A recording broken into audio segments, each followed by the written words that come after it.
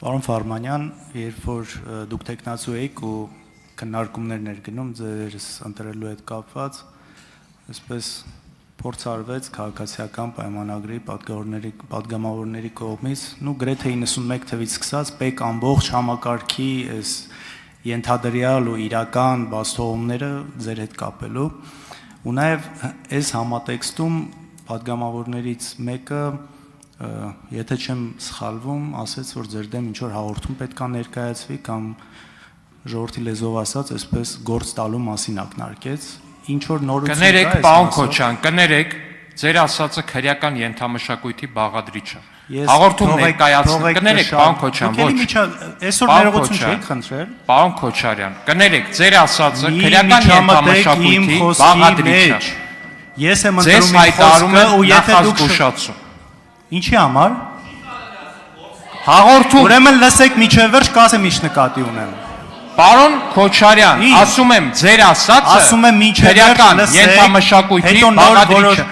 Ասում եմ հիմա դուք ինձ լսեք, պարոն Քոչարյան։ Ձեր ասածը քրեական ենթամշակույթի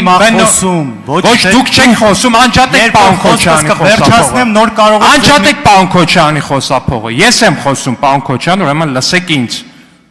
Ասում եմ ձեր ասածը քրեական ենթամշակույթին բնորոշ խոսույթ է։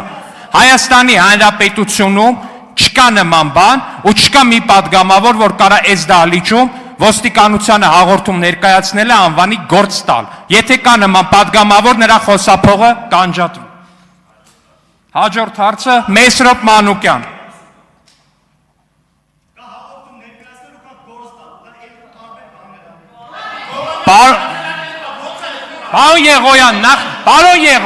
Պարոն Եղոյան,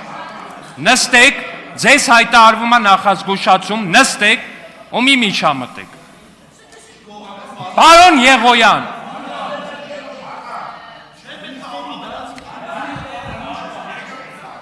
Եղոյան, մեկ նիստի ընթացքում դուք զրկվում եք խոսափողից հանդես գալու իրավունքից։ Պարոն Եղոյան,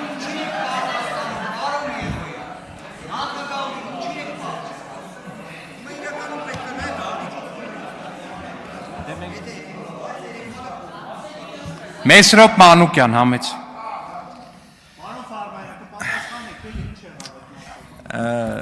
Պարոն Ալեքսանյան, կարծում եմ երեկոյան Հիմա ում հերթն